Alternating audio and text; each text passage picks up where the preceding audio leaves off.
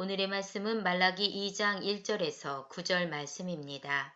너희 제사장들아 이제 너희에게 이같이 명령하노라. 만군의 여호와가 이르노라. 너희가 만일 듣지 아니하며 마음에 두지 아니하여 내 이름을 영화롭게 하지 아니하면 내가 너희에게 저주를 내려 너희의 복을 저주하리라. 내가 이미 저주하였나니 이는 너희가 그것을 마음에 두지 아니하였음이라. 보라, 내가 너희의 자손을 꾸짖을 것이요 똥 곧 너희 절기의 희생의 똥을 너희 얼굴에 바를 것이라. 너희가 그것과 함께 제하여 버림을 당하리라. 만군의 여호와가 이르노라. 내가 이 명령을 너희에게 내린 것은 레위와 세운 나의 언약이 항상 있게 하려 함인 줄을 너희가 알리라. 레위와 세운 나의 언약은 생명과 평강의 언약이라. 내가 이것을 그에게 준 것은 그로 경외하게 하려 함이라. 그가 나를 경외하고 내 이름을 두려워하였으며 그의 입에는 진리의 법이 있었고 그의 입술에는 불의함이 없었으며 그가 화평함과 정직함으로 나와 동행하며 많은 사람을 돌이켜 죄악에서 떠나게 하였느니라. 제사장의 입술은 지식을 지켜야 하겠고 사람들은 그의 입에서 율법을 구하게 되어야 할 것이니 제사장은 만군의 여호와의 사자가 됨이거늘 너희는 옳은 길에서 떠나 많은 사람을 율법에 거스르게 하는도다. 나 만군의 여호와가 이르노니 너희가 레위의 언약을 깨뜨렸느니라. 너희가 내 길을 지키지 아니하고 율법을 행할 때에 사람에게 치우치게 하였으므로 나도 너희로 하여금 모든 백성 앞에서 멸시와 천대를 당하게 하였느니라 하시니라. 아멘. 네, 오늘 말라기서 6번째 시간입니다. 제가 말라기서의 큰 제목을 하나님의 사랑, 아버지의 마음이라고 붙였습니다. 말라기서의 말씀이 선포될 때마다 나를 사랑하시는 하나님의 사랑을 아버지의 마음처럼 느끼시는 은혜가 있기를 바랍니다. 우리 크게 한번 하실까요? 하나님의 사랑, 아버지의 마음. 하나님의 사랑 아버지의 마음. 네, 오늘 말라기 2장 1절부터 9절까지 말씀으로 결국은 하나님의 사랑 때문입니다 라는 말씀의 제목입니다. 제가 결국은 하면 뒤에는 여러분이 하실까요? 결국은 하나님의 사랑 때문입니다. 다시 한번 결국은. 하나님의 사랑 때문입니다. 자, 옆에 분 보시면서 하나님은 당신을 너무너무 사랑하십니다. 다시 한번 하나님은 당신에게 너무너무 복 주시기를 원하십니다. 네, 여러분의 입술의 고백이 그대로 이루어질 줄 믿습니다. 여러분 요즘 이런 신조어가 있죠. 중꺽마. 무슨 뜻인지 아시죠? 중꺽마. 이 단어는 요즘에 카타르 월드컵 하죠. 그 월드컵 16강전에 올라갔을 때 태극기에 중꺽마라고 쓰여짐으로 지금 시중에 시자되는 아주 유명한 단어입니다. 원래 이 단어의 시작은 어느 한 프로게이머가 게임 월드컵에서 우승하고 나서 자기들의 마음을 꺾지 않고 끝까지 해서 우승했다 라고 해서 생겨진 단어인데, 이번에 그 월드컵에서 손흥민 선수가 부상을 당해갖고 마스크를 쓰고 끝까지 풀타임으로 다 경기를 치렀어요. 그리고 대한민국 국민들은 그의 부상 투혼에 아주 발제를 박수를 보냈죠. 그리고 모두 다 참 그에게 감사한 마음을 가지고 있죠. 그는 결국 월드컵에 나가야 되겠다. 그리고 16강, 18강 아니 16강, 8강에도 올라가야 되겠다라는 그 마음을 꺾지 않았다고 해서 중요한 것은 꺾지 않는 마음이다. 중요한 건 꺾지 않는 마음이다. 그래서 중꺽마라는 단어가 요즘 유행하고 있습니다. 우리 좀 어렵지만 한번 하실까요? 중꺽마. 다시 한번 중꺽마. 여러분 정말 그런 것 같아요. 우리가 벌써 2022년도도 이제 마지막 달입니다. 참 우리가 마음이 우리 행동을 지배하잖아요. 그래서 인생 마음먹게 달렸다 라고 하는 옛말도 있어요. 우리가 어떤 마음으로 하나님을 섬기고 어떤 마음으로 살아가느냐에 따라서 인생도 삶의 모습도 달라지고 결정됩니다. 여러분, 우리가 한 번 가졌던 마음들을 꺾지 않으면 반드시 저는 그 인생은 아름다운 인생이 되리라고 믿습니다. 여러분, 저도 이렇게 목회를 하면서 마음을 정하죠. 웬만하면 꺾지 않으려고 합니다. 마음을. 근데 가끔 마음을 꺾을 때가 있죠. 아프죠. 부끄럽고. 그리고 우리가 마음을 꺾었을 땐 그 가졌던 마음들의 열매를 보지 못합니다. 저는 여러분이 할 수 있는 대로 하나님 앞에서 가진 마음 꺾지 말고 끝까지 열매 거두시고 꽃을 피시는 은혜가 있기를 바랍니다. 여러분, 오늘 우리가 같이 은혜 나누는 말라기서에서 가장 많이 나오는 단어가 뭔지 아십니까? 마음이라는 두 글자예요. 마음. 하나님의 마음, 또 우리의 마음. 마음이라는 두 글자가 말라기서에서 참 많이 나옵니다. 오늘 본문 2절 말씀에도 하나님의 말씀을 마음에 두라. 너희들 마음에 두지 않았다. 마음 나와요. 마음이 이렇게 중요한 겁니다. 여러분, 이스라엘 백성들은 하나님 앞에 예배 드리고 싶은 마음이 없었어요. 우리 마음이 하나님 앞에 하나님을 삼으면서 예배 드려야 되겠다라는 마음이 있어도 은혜가 덜 되는데 아예 예배 드릴 마음이 없었어요. 그러니 하나님 앞에 예배 드리는 것이 귀찮고 번거롭다. 1장 13절에 번거롭다, 귀찮다. 그리고 코웃음 쳤지 않습니까? 예배를. 그러니 예배 드릴 마음이 없는데 그 예배가 무슨 은혜가 되겠습니까? 오늘 이 시간도 마찬가지예요. 우리 마음에 말씀에 대한 은혜를 사모하는 마음이 없으면 말씀은 절대 은혜가 되지 않습니다. 정말 우리가 그 마음을 열지 않으면 말씀이 절대 내 속에 들어올 수가 없습니다. 예배에 대한 은혜가 없다 보니까 그 마음을 갖지 못하니까 이스라엘 백성들이 하나님 앞에 예물을 드린데도 마음 없으니까 아까운 거예요. 드리는 것이. 마음이 가면 우리가 아무리 많은 헌금을 한다 할지라도 아깝지 않은데 마음이 없으면 헌금이 아까운 겁니다. 11조도 아까운 거예요. 그래서 이스라엘 백성들이 하나님 앞에 예배드릴 마음이 없으니까 짐승 가지고 가는 것이 아까웠어요. 그래서 온전한 수컷이 있는데도 그들은 흠 있는 거, 눈 먼 거, 병든 거, 하나님이 받지 않아. 율법에서 금한 예물을, 그 짐승을 억지로 가지고 나간 거예요. 왜? 마음이 없으니까. 마음이 있었다면 그렇게 하겠습니까? 그렇지 않죠. 제가 성전을 건축하면서 보니까 마음이 있는 분들은요, 토요일 날 저한테 묻습니다. 목사님, 내일도 무슨 할 일이 있나요? 날마다 있습니다. 목사님, 내일 나가도 돼요? 100번 환영합니다. 그리고 여러분, 이번 토요일 날은 우리가 지하실에 이렇게 좀 배수반을 까는데 어렵지 않은 일이니까 저는 여러분의 마음이 토요일 날 다 세종 성정어찌 현장으로 모아지시길 바랍니다. 아멘. 크게 해주셨으면 제가 2번 안 할 건데 다시 한 번 할 겁니다. 여러분의 마음이 이번 토요일 날은 세종 성정어찌 현장으로 모아지시길 바랍니다. 여러분, 마음 있으면요 가고 싶은 거예요.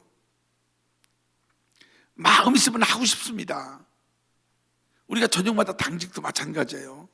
마음 있는 분들은 참 기쁨을 합니다. 근데 마음이 아예 없으면 신경도 안 씁니다.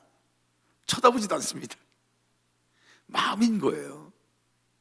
여러분, 이스라엘 백성들 예배 드릴 마음이 없으니까, 그래서 드려지는 예물이 아까우니까 흠 있는 거, 병든 거 갖다 드렸어요.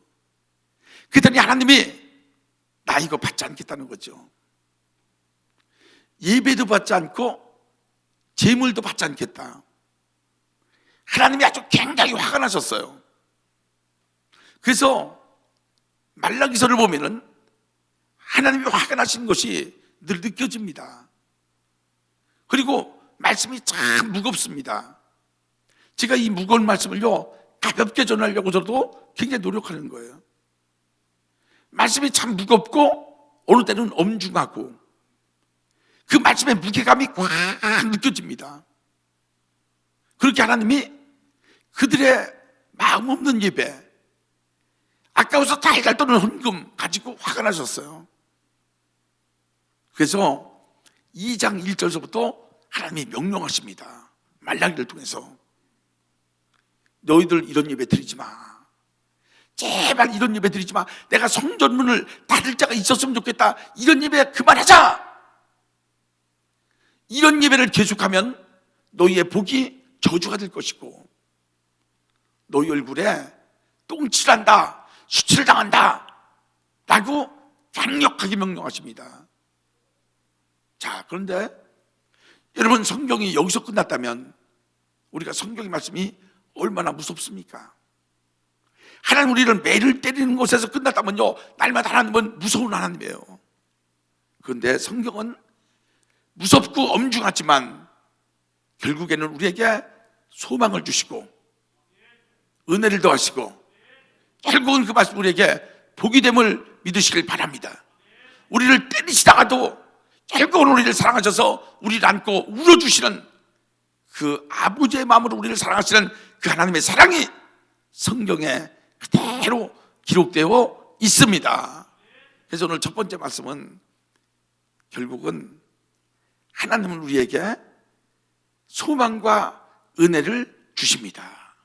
제가 결국 하면은 뒤에는 여러분이 하시겠습니다. 결국 하나님은 우리에게 소망과 은혜를 주십니다. 다시 한번 결국. 하나님은 우리에게 소망과 은혜를 주십니다. 자, 우리 오늘 본문 4절 말씀 같이 크게 읽겠습니다. 시작. 만군의 여호와가 이르노라 내가 이 명령을 너희에게 내린 것은 레위와 세운 나의 언약이 항상 있게 하려 함인 줄을 너희가 알리라. 아멘. 아멘. 여러분 보세요. 내가 이 명령을 너희에게 준 것은, 그러니까 여러분 1장에서도 쭉 그 말씀이 있었고 특별히 2장에서 하나님은 이렇게 명령하시죠. 너희들 복을 저주를 바꾸지 마라. 여러분 인생이 복을 받았는데 그 복이 저주가 되는 경우가 있죠. 돈을 돈답게 쓰지 못하고 그 돈이 가정을 깨뜨리고 인생을 타락시키다면 그 돈은 복이 아니고 저주입니다. 인생이 건강해졌는데 그 건강이요 인생을 타락시키다면 그 건강은 복이 아니고 저주입니다. 그래서 하나님은 너희들 복이 저주가 되지 말게 하라. 두 번째는 너희들 절개 희생의 똥을 얼굴에 바르지 마라. 수치를 당하지 마라 이겁니다. 그럼 하나님께서는 우리에게 왜 이런 명령을 주셨냐? 하나님께서는 레위와 세운 언약 때문에 하나님이 우리를 징계도 하시고 우리에게도 이런 명령을 주셨음을 믿으시길 바랍니다. 여러분 레위와 세운 언약, 우리가 쉽게 그냥 레위기 생각하시면 됩니다. 레위기. 여러분 레위기의 말씀이 우리를 힘들게 하기 위해서 주신 말씀이 아니지 않습니까? 레위와 하나님의 언약을 세우신 것이 우리를 망하게 하고 우리를 어렵게 하시려고 하나님이 레위와 언약을 세우신 것이 아닙니다. 하나님은 레위기를 우리에게 주신 것, 레위와 약속하셨던 그 목적은 우리에게 영원한 생명을 주시고 우리에게 평강을 주시고 우리 인생을 축복하시기 위해서 하나님이 그 언약 맺으셨습니다. 자, 오늘 우리 6절 말씀 보실까요? 참 죄송합니다. 5절 말씀 같이 읽겠습니다. 시작. 레위와 세운 나의 언약은 생명과 평강의 언약이라 내가 이것을 그에게 준 것은 그로 경외하게 하려 함이라. 그가 나를 경외하고 내 이름을 두려워하였으며. 아멘. 아멘. 여러분 보세요. 레위와 세운 내 언약은 생명과 평강이라. 레위와 세운 언약은 생명과 평강이라. 하나님은 언제나 우리에게 영원한 생명을 주시기를 원하십니다. 성경의 말씀을 우리가 읽고 믿으면 영원한 생명이 주어지고 그 말씀대로 순종하면 우리에게 평강이 주어지고, 여러분 평강이라는 단어는 영육간을 통틀는 축복의 단어가 평강이라는 단어입니다. 자, 여러분 여기서 우리가 한 가지 잊지 말아야 될 것이 있어요. 여러분 자 보세요. 이스라엘 백성들이 하나님 앞에 예배 드릴 때마다 짐승을 가지고 나갑니다. 근데 여러분, 이 짐승은 하나님을 위한 것이 아닙니다. 바로 나를 위한 겁니다. 나를. 여러분, 짐승을 왜 가지고 나갑니까? 그들이 죄를 졌어요. 이 구약의 제사법입니다. 우리 예수님이 이 땅에 오셔서 십자가에서 죽으심으로 단번에 우리 모든 죄를 용서하셨기 때문에 우리는 이런 반복적인 예물을 가지고 제사를 드리지 않는 이것도 신약시대를 살아가는 우리에게 주신 하나님의 은총이요 복임을 믿으시기 바랍니다. 그들이 재물 가지고 나가요. 왜 재물 가지고 나갑니까? 자, 내가 죄를 졌어요. 내가 죄를 졌는데 그 죄를 하나님 앞에 용서받아야 되잖아요. 우리의 모든 죄는 하나님 앞에 용서를 받을 때 우리가 의로운 자가 됩니다. 아멘. 크게 하셔야죠. 믿으시죠? 그럼 우리가 우리 죄를 용서받아야 돼요. 그때는 예수님이 오시기 전이니까 우리 죄를 대신할 어떤 제물이 필요하잖아요. 내 죄를 대신해서 죽어야 될 제물이 필요한데 그 제물이 바로 가지고 나가는 희생제물입니다. 그래서 제사장이 아무개 이 목사의 모든 죄가 이 짐승에게 가기를 원합니다. 죄를 전가시키는 거예요. 그리고 그렇게 기도하고 나면은 그 제물, 그 양은, 그 소는, 염소는 나를 위해서 죽는 겁니다. 나를 위해서. 그러니까 나를 위해서 죽어줌으로 말미암아 그가 피 흘려 죽음으로 그 순간 내 모든 죄가 양에게 갔어요. 이 염소에게 다 갔어요. 그래서 내가 용서받는 겁니다. 할렐루야. 할렐루야. 그러니까 이 짐승은 누굴 위한 것이라고요? 누굴 위한 것이라고요? 나를 위한 겁니다. 나를 축복하는 짐승인데 하나님 앞에 예배드릴 마음, 제물을 기쁨으로 드릴 마음이 없으니까, 나를 위한 것인데도 아까우니까 병든 거, 저는 거, 눈먼 거, 하나님이 기뻐하지 않고 받지 않는 거, 율법에 이런 거 드리지 마! 라고 하는 것을 드리는 거예요. 나를 위한 것인지도 알지도 못하고. 참 안타깝죠. 나를 위해서 죽어주는 지금 이 짐승에 대한 감사한 마음이 없는 거예요. 우리 여러분 신앙생활에 그렇지 않습니까? 우리 예수님이 왜 십자가에서 피 흘려 죽으셨습니까?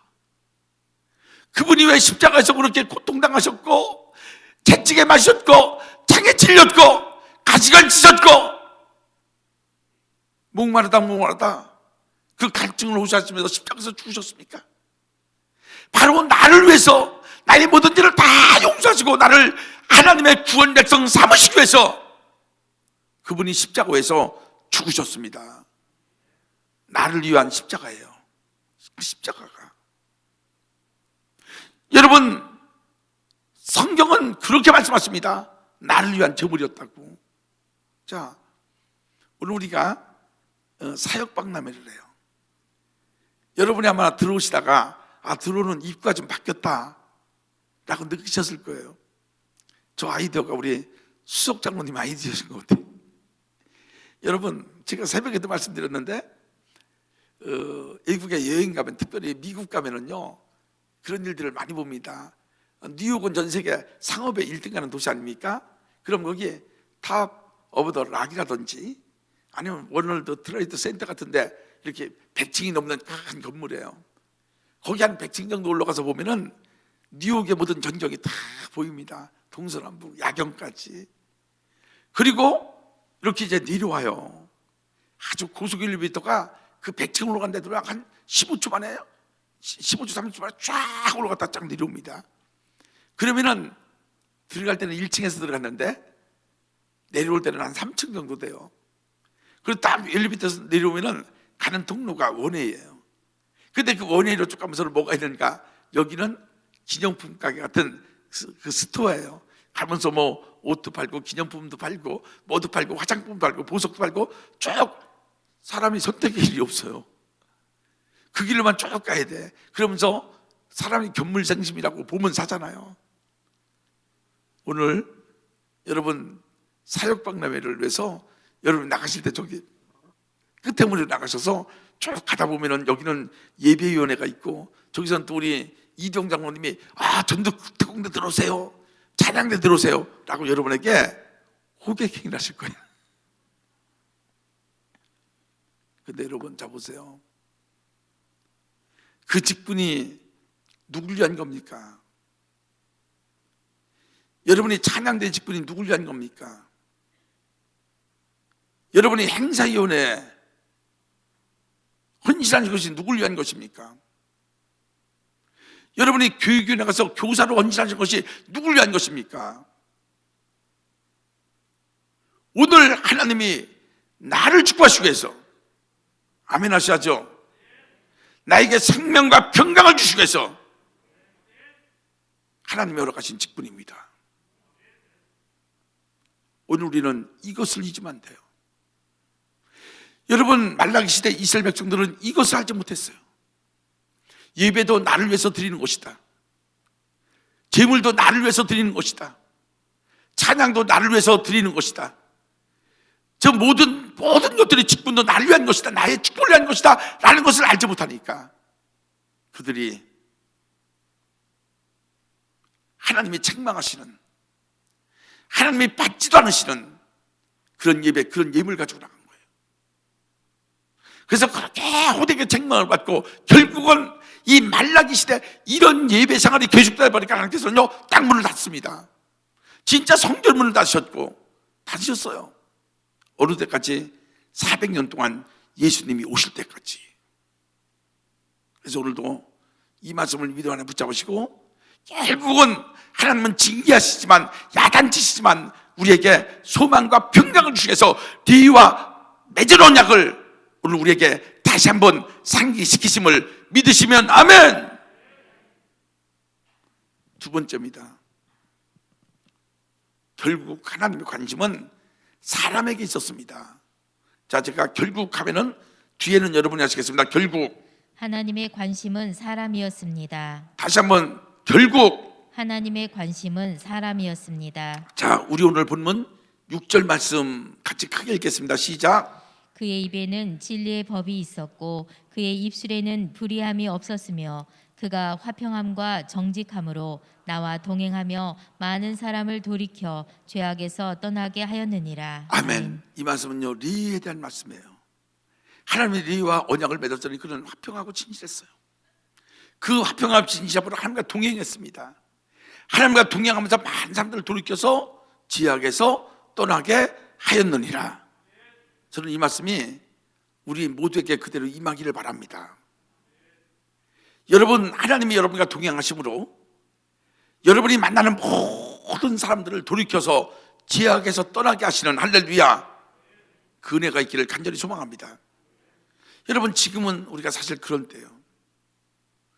여러분, 코로나19가 우리의 삶을 크게 변화시켰죠. 우리 일하는 패턴도, 또 우리의 정말 모든 외식 문화도 모든 것들을요 너무 크게 변화를 시켰어요. 그 가장 큰 변화의 중심에 교회가 있습니다. 왜냐하면 코로나를 거치면서 한국교회 성도님들 한 30% 정도가 어디로 갔는지도 모르고 증발해버렸어요. 저희 교회만 하더라도 지금 이 시간 2부 예배 시간이면 이 자리가 거의 어느 정도 차이됩니다. 그런데 코로나를 거치면서 성도님들이 어디론가 지금 어디론가 놀러 가셨어요. 그리고 한국교회가 지금 굉장히 큰 위기에 봉착해 있어요.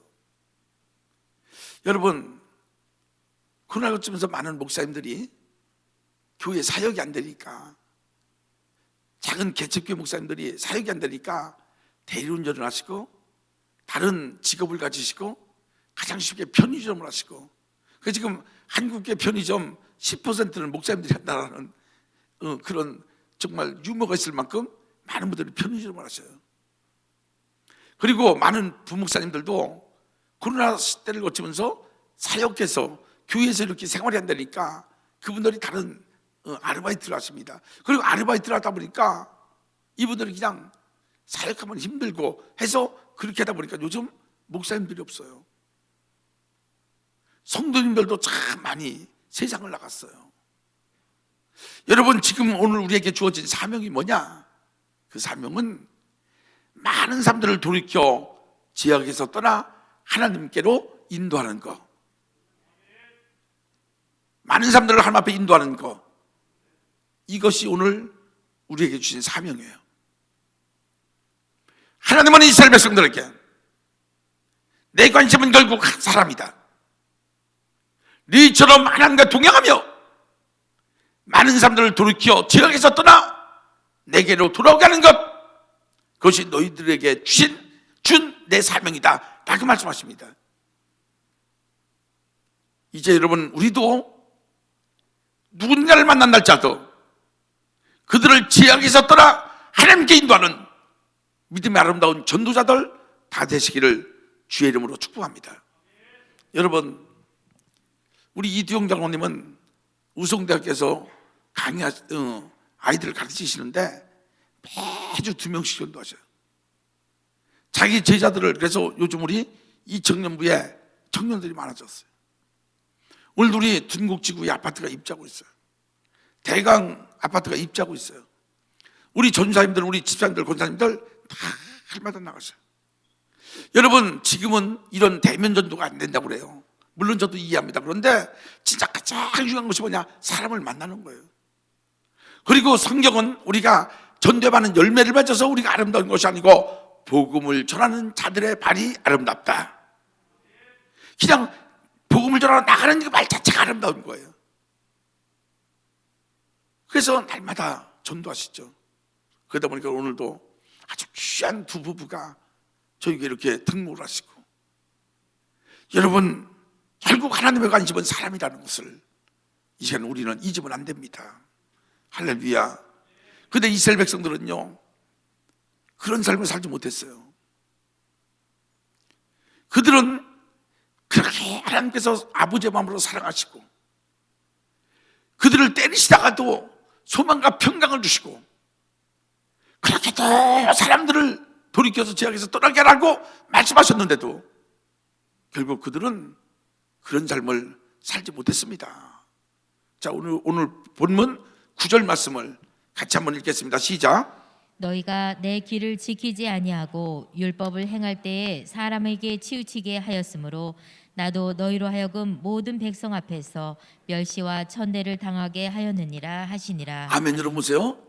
너희를 모든 백성 앞에서 멸시와 천대를 당하게 했다. 이 말씀이 무슨 뜻이냐? 이스라엘 백성들 여러분, 결국은 하나님 앞에 예배를 드리지 않고 하나님 받지 않는 예배 예물 갖고 나가면서 그들이 불순종하다 보니까 어떻게 됐습니까? 바벨론에 포로 잡혀갔어요. 포로로. 바벨론에 포로 잡혀갔습니다. 그래서 많은 백성 앞에서 멸시와 천대를 당했다. 너희들 바벨론에 포로 잡혀갔다, 이런 뜻입니다. 왜 그들이 바벨론에 포로 잡혀갔냐? 율법을 행하면서 그들은 사람에게 치우쳤다. 굉장히 중요한 말씀이에요. 오늘 여러분, 우리가 우리 신앙생활에서 꼭 살펴볼 말씀이 바로 이 말씀입니다. 여러분이 신앙생활 하시면서 하나님이 중심에 있나? 아니면 사람에게 치우치고 있는가? 하나님이 여러분의 삶에 먼저인가? 아니면 사람이 먼저인가? 우리는 이것을 오늘 말씀에서 점검을 해봐야 됩니다. 우리는 입술로는 하나님이 먼저입니다. 하나님이 중심입니다. 그리고 하나님이 우선입니다 라고 입술로 이야기합니다. 근데 삶의 내용은 어떻습니까? 언제나 사람이 중심이에요. 사람이 우선입니다. 언제나 사람이 먼저입니다. 그리고 때로는 우리가 신앙생활 하면서 여러분, 우리가 함께 손을 잡고 천국에 같이 걸어가는 공동체, 할렐루야. 우리는 누군가의 손을 잡고 같이 손잡고 같이 천국 가야 됩니다. 자, 우리 옆에 보시면서 당신은 천국의 나의 동반자. 다시 한번, 당신은 천국 가는 나의 동반자. 누가 어느 가수가 불렀죠? 당신은 나의 동반자. 까불면서 불렀잖아요. 당신은 나의 인생의 동반자. 근데 여러분, 우리는 천국 가는 동반자, 할렐루야. 천국 손잡고 지금 같이 가고 있는 거예요. 근데 어떤 분들은 사람에게 치우쳐서 지옥을 같이 갈 것 같아. 예? 지옥을 지금 같이 가고 있는 동반자가 있는 것 같아요. 왜? 사람에게 치우쳐서. 이게 옳고 그름도 없습니다. 정의도 공의도 없어요. 그저 내 친한 사람이 시험 들어서, 내 친한 사람이 뭔가 불평하고, 내 친한 사람이요 신앙을 떠나서 지옥 가니까 손잡고 당신은 지옥 가는 나의 동반자, 이렇게 걸어가고 있어요. 이게 이스라엘 백성들의 신앙의 현주소였고, 오늘 우리 신앙의 현주소라는 거죠. 성경은 사람에게 치우치다 보니까 말씀을 떠나게 되고, 하나님을 멀리하게 되고, 결국은 예배가 귀찮아졌고, 결국은 예배 드릴 마음도 없어졌고, 재물 드리는 것도 아깝고, 그래서 그들은 하나님 앞에 책망을 당하지 않습니까? 오늘 이 말씀이 여러분 모두의 가슴에 은혜로 새겨지시길 바랍니다. 제가 이 말씀 안 드리고 오늘 말씀 마칠게요.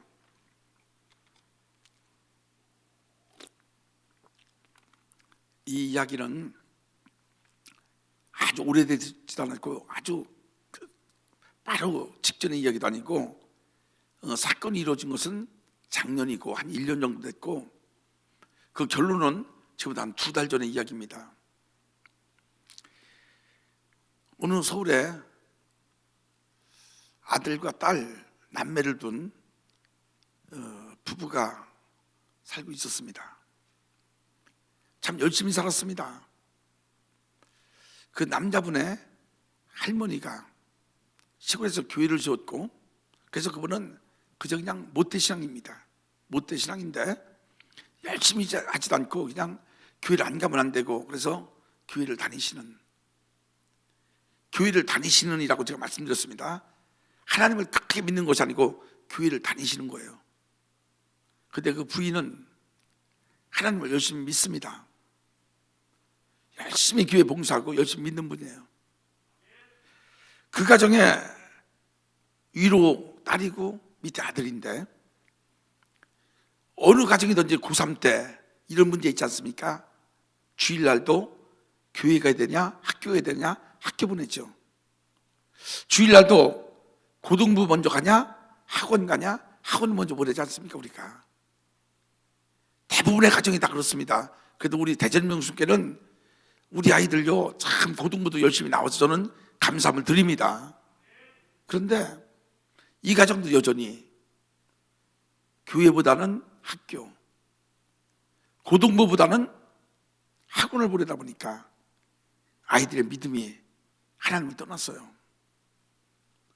당연하지 않습니까? 그리고 나서 그 아들이 대학을 갔어요. 근데 어느 날서부터 이 아이들 씀씀이가 달라지는 거예요. 돈을 다 써요. 그리고 가끔 가다가 아빠 나 일 갔다 올게. 어디 가는데? 그러니까 나 일하는 게 있어. 그리고 나가는 거예요. 그리고 몇 시간 있다 돌아오고, 어느 때는 아침에 나갔다 저녁 늦게 들어오고, 그리고 아빠 나 일 가고 나서 길게는 2, 3일씩 어딘가를 다녀오는 거예요. 이 아들이 어딘가를 다녀왔는데 어디서 일하냐고 물으면은 대답을 안 해요. 그냥 하는 일이 있어. 그러니까 누나한테 물어봤더니 나도 몰라. 근데 요즘 아이가 돈 쓰는 게 돈 잘 쓰네? 돈 잘 버는가 봐. 근데 이 아버지는 이 녀석이 뭐 하는데 저렇게 돈을 쓸까? 그리고 저 녀석이 뭐 하는데 정기적으로 뭐 알바를 한다 할지라도 식당 알바를 하면은 저녁 뭐 몇 시에 나갔다 몇 시에 들어오는 곳이 있는데, 이 녀석이 불규칙하게 그냥 나갔다 들어오고 그리고 하루 저녁씩 이틀씩 어디 가서 할까? 가만 이 아이가 하는 것을 보니까 이 아이가 보이스피싱 하는 거예요. 여러분 보이스피싱이 뭔지 알죠? 전화로 뭐 당신의 딸이 지금 반이 생겼습니다. 계좌번호 알려주고, 당신 검찰청에서 조사 들어갑니다. 그래서 당신 계좌를 옮겨놔야 됩니다. 그러면은요 막 겁나니까, 사람들은 왜 그렇게 경찰서 검찰청 이야기만 들으면 겁나는지 몰라. 사람들이 다 그렇게 죄가 많은 것 같아요. 죄가 다 많아서 그런 것 같아. 그래서 계좌를 옮기라고 그러면은 계좌를 도둑거리면 제가 옮겨드릴게요. 특별히 할아버지 할머니들한테 그렇게 속여서 참 이거 나쁜 거예요. 진짜 악입니다.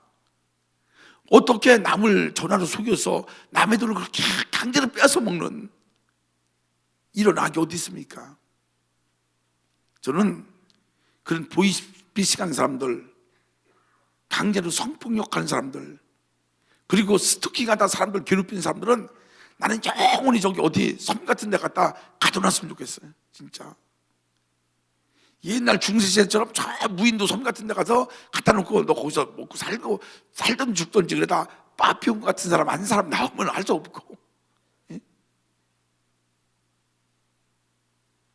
보이스피싱 하는 거예요. 그것도 보이스피싱 이렇게 대장이 아니고 어디 가서 누구한테 돈 받아다 갖다 주는 거예요. 그래 택시 타고 갔다가 어느 때는 서울에서 저 부산까지 택시 타고 가는 거예요. 그런 날은 뭐 아침 갔다가 저녁에 들어오고 하루 종일 자기도 하고 막 그러는 거예요. 그래서 가서 돈 받아가지고 전달해주고 어느 때는 100만 원도 받고 200만 원도 받는 이런 일을 하는 거예요. 처음에는 몰랐는데 자기가 보이스피싱 하는지 몰랐는데 몇 번 하다가 자기가 보이스피싱을 한다는 것을 알면서도 한 거예요. 이 아들이. 이 아버지는 고민에 빠졌습니다. 여러분 같으면 어떻게 하시겠어요?